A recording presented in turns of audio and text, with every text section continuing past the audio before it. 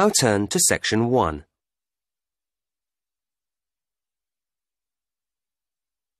Section 1. You will hear the secretary of a social club telephoning a tourist information office to get information for a group visit to the town of Tidborough. First, you have some time to look at questions 1 to 6.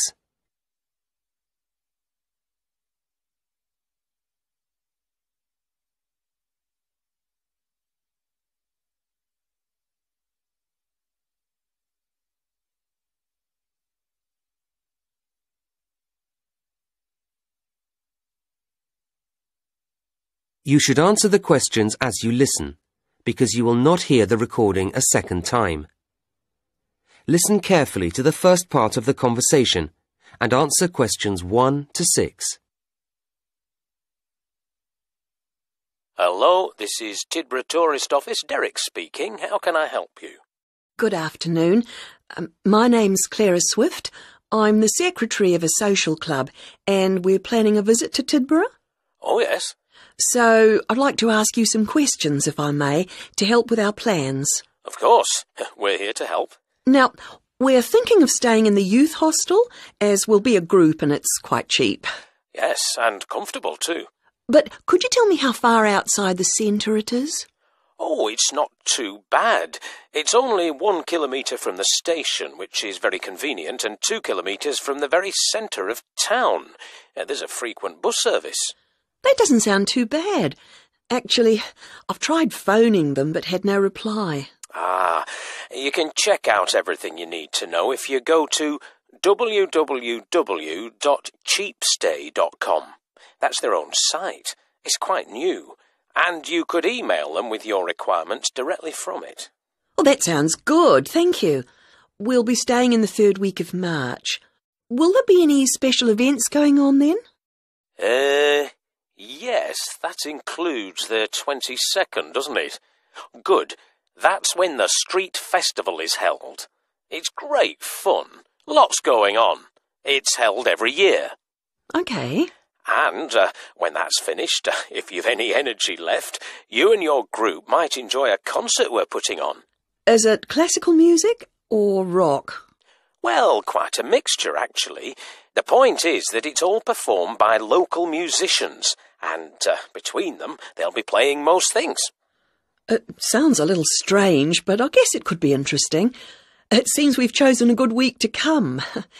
Is there anything else on? Oh, yes, indeed. The City Museum, which was recently completely restored, often has interesting exhibitions. There are some weird and wonderful modern paintings at the moment. That's a good exhibition. Then, opening on March the 24th, when you'll be here, it changes to natural history. I'd recommend it. Oh, I've made a note of that. Now, some of our group are quite young, and they may prefer to do things that they feel are more active than walking round museums and so on. What will they be able to do? Throughout March, in fact, the sports centre is going to be closed. But the swimming pool will remain open, and there's the park for general relaxation. That sounds all right. Before you hear the rest of the conversation, you have some time to look at questions 7 to 10.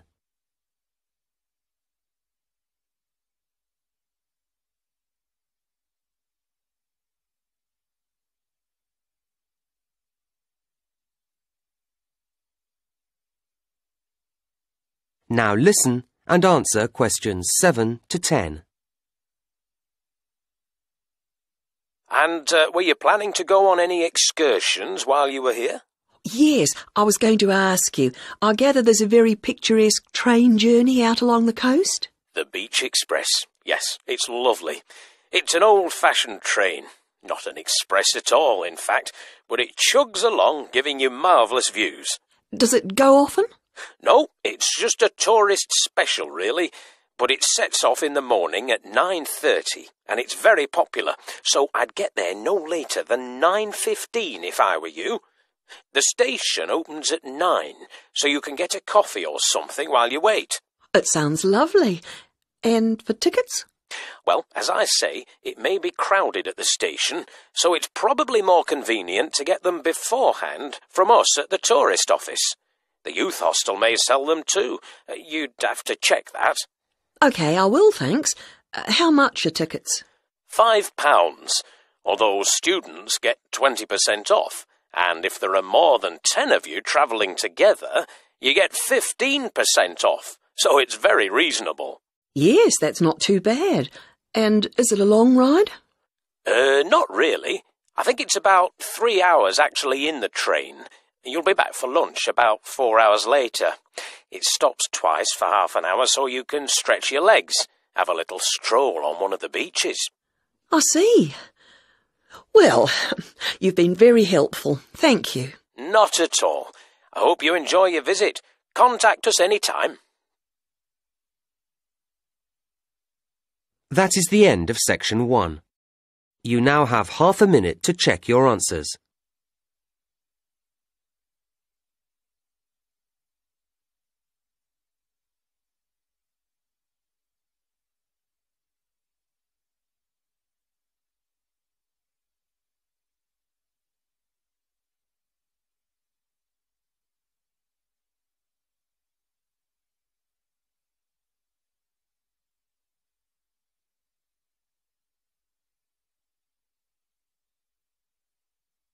Now turn to section 2.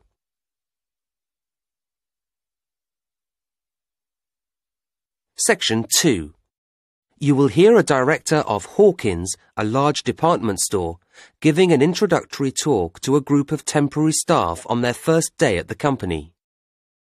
First, you have some time to look at questions 11 to 13.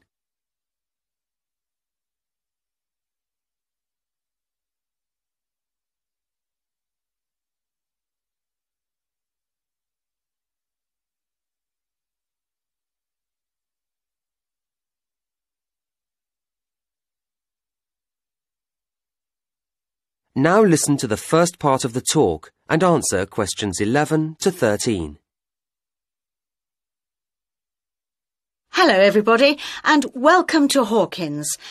I very much hope you will enjoy working here and indeed that some of you may take the opportunity to join our permanent staff. Now, my purpose this morning is to give you a short overview of Hawkins and a few pointers about working here. Then I'll hand over to Celia, Head of Human Resources, to begin the training proper. Right, now we've seen quite a mixed history in sales recently at Hawkins. 5 years ago, we saw the beginning of a success period as sales climbed at an exciting rate, but then they went flat again for a few years, although we're delighted that they've recovered in the last year to rise again, so the future looks bright. As a company, we have to watch and be proactive about where these sales are coming from. All of you here will be allocated to different departments, but you may be interested to know where your area stands in relationship to others. Hawkins was traditionally basically a clothing retailer, and clothes remain an important part of our business, but over recent years we've seen that reduce, as food and electrical have both grown, leaving us equally balanced on all fronts at the present time. This is a situation we'd be pleased to maintain, although the general increase in food spending is predicted to affect all major players in our sector. Well, that's us. What about you, as temporary staff? Where do you fit in? Any business that operates in a changing climate must rely heavily on contributions from a flexible proportion of its staff, and Hawkins is no exception.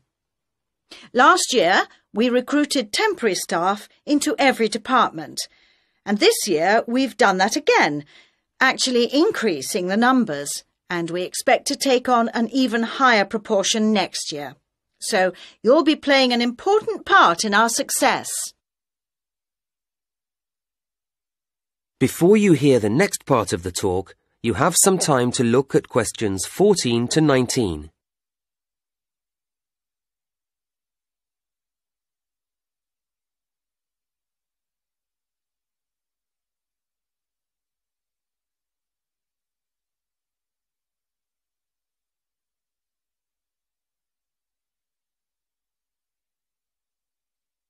Now listen and answer questions 14 to 19.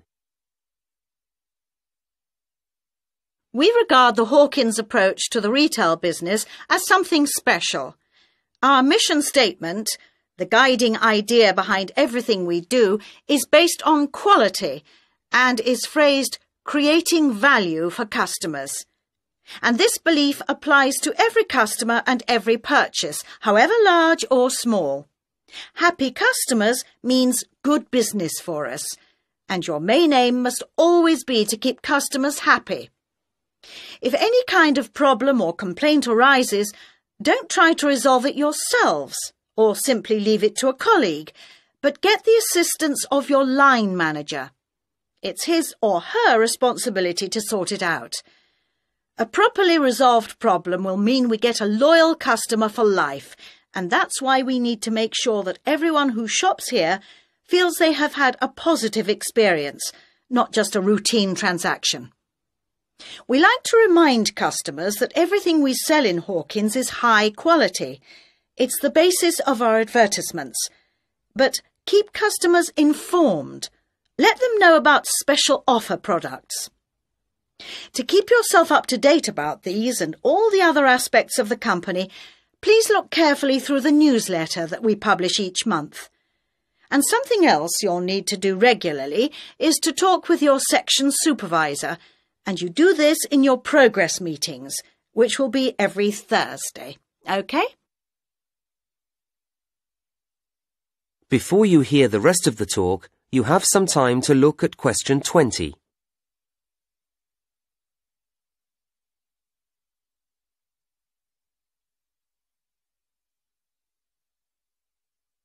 Now listen and answer question 20. Right, just a few things and then I'll hand over. I think you were all asked for details of your certificates when you filled in your initial application form. Can you make sure that you provide the Human Resources Office with copies of them by the end of the week? There's a pile of information videos on the table at the back there, and I'd like you to take one each. And please make sure you watch it carefully when you get home this evening. It contains lots of important facts and advice. Will you also pick up your security pass by the end of the day from the office on the 4th floor, as you'll need it to get in tomorrow. Don't forget you'll need it to obtain your staff discount when you make any purchases. OK, that really is it from me, so now, Celia, if you'd like to take over. That is the end of section 2. You now have half a minute to check your answers.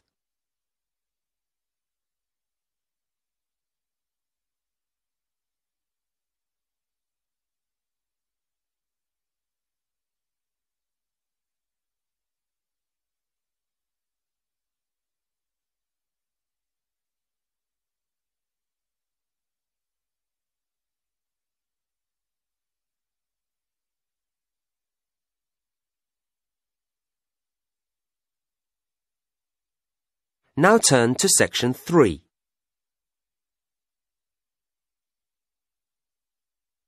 Section 3. You will hear two students, Brian and Emily, talking about penguins, the subject of their current assignment. First, you have some time to look at questions 21 to 24.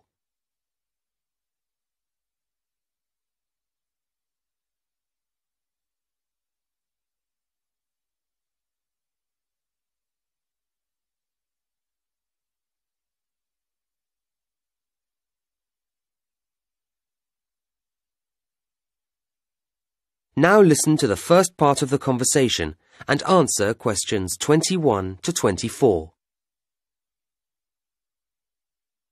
So, Brian, how have you been doing with your reading on penguins? Not too bad, Emily. And you? Yeah, OK. I hadn't realised there were so many differences between the various types of penguin. No, nor had I. Anyway, I started with the Gen 2. And me with the rockhopper. And it turns out they're rather cautious. Not scared of swimming, I trust. Oh, no. But they don't like going about at night. Scared of the dark, I suppose. And if they're climbing over some rocky landscape, They'll only jump if they have to. And even then they'll look carefully down and spend time deciding whether to or not. Is that common? I don't think so. The rockhopper will have a quick look if it's somewhere they haven't dropped down before, but they don't seem timid. In fact, they're pretty determined, and if they're trying to get up somewhere, they grip onto the stones with their slightly hooked bills, as well as their nails when the surface gets very steep. Nothing stops them. Interesting. Because the other type I looked into, the Magellanic, tend to stick to the beach rather than going inland. So you see them walking along with their flippers at their sides or a bit forward. If they come across something they haven't seen before, they cock their head first to one side, then the other, peering out of each eye in turn, as if they don't quite believe anything until they've double-checked it. And then, when they call to each other about anything, they arch their backs strangely first, before making a very loud noise indeed. Oh, because the king penguin stands very upright when it calls. And they have the longest flippers, which they hold towards the ground, as if they're worried about falling over. But it's quite dignified too. I think they're my favourite type. Uh-huh. Now you have some time to look at questions 25 to 27.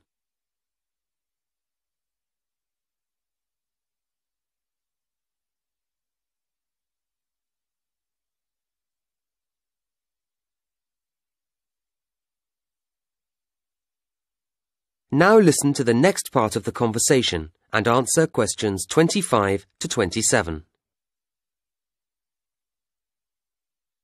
Anyway, there are some things that they all do the same, aren't there? Oh, yes. Eating fish, for example. Well, of course. But sleeping, say. Yes. Occasionally you might see one stretched out flat in the sun for a snooze. But normally you see them standing at night, even though they're sound asleep. It seems odd, doesn't it? And then they're all liable to get aggressive if they feel invaded, aren't they? Yeah, not quite so sweet then. And with the rockhopper... The one with the distinctive black and yellow feathers on its head. That's the one. If it gets annoyed about something, then the black feathers on the head point upwards and the yellow feathers stick out. It all makes it look bigger or tougher. I wonder how often they get annoyed. Well, I don't know about annoyed, but they've plenty to get frightened of.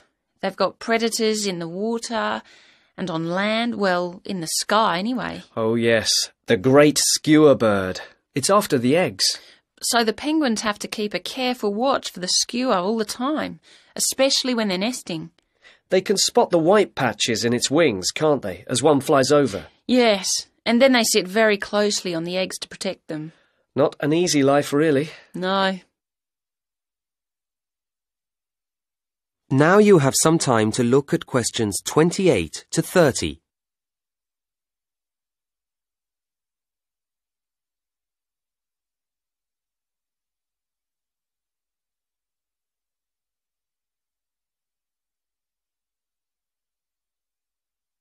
Now listen to the rest of the conversation and answer questions 28 to 30. So what else have we found out? Well, I was interested to see that although they nest individually, they always go into the sea together, in large numbers. Even though it might make them more obvious to predators. That's the price to pay for the best way to find food. It means a bigger catch from each trip. I see. I watched a video too, just showing them on the beach, and I was struck by how calm they seemed to be. I thought they might have looked frightened. Perhaps it's because there are so many of them. Maybe that gives them a sense of security. In fact, all the types have a social nature. I guess that's why we humans find them so fascinating to observe. I guess so. So, shall we start to put all our notes together? And then I think we ought to... That is the end of section 3. You now have half a minute to check your answers.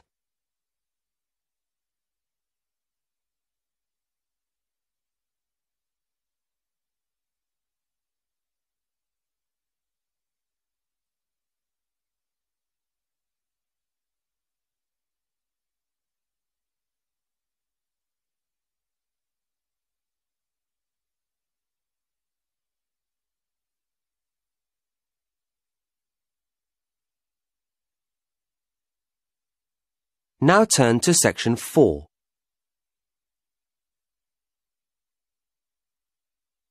Section 4. You will hear part of a lecture about issues involved in the management of the growth of cities. First, you have some time to look at questions 31 to 40.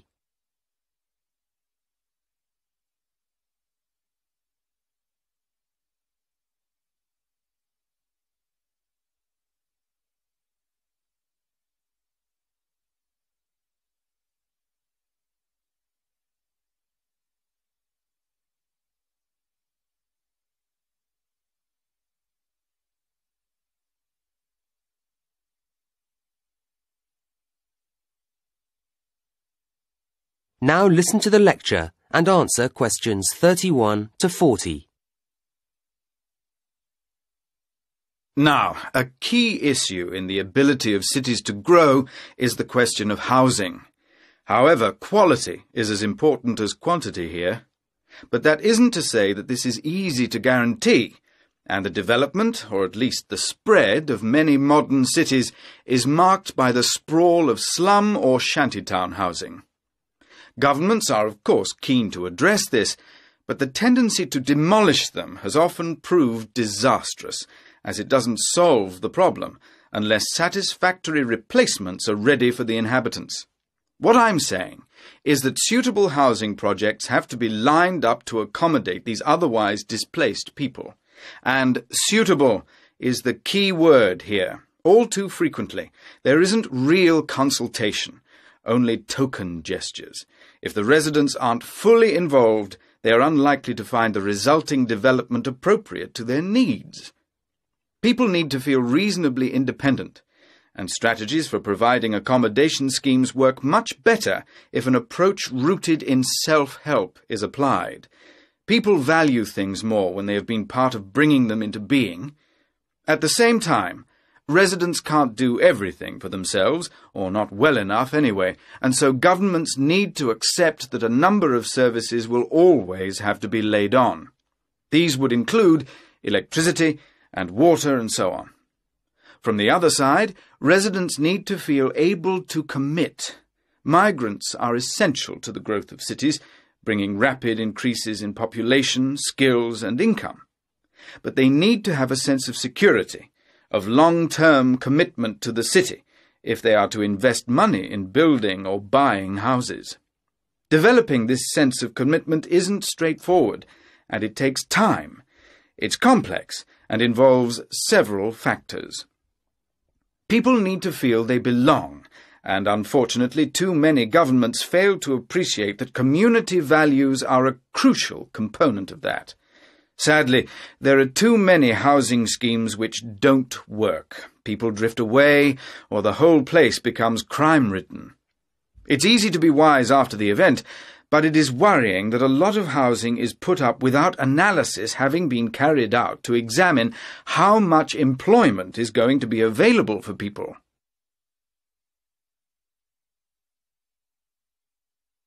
But I don't want to labour the negatives too hard. Such difficulties as there are challenges, and challenges that can be, and often are, overcome. And cities are, I believe, a good thing.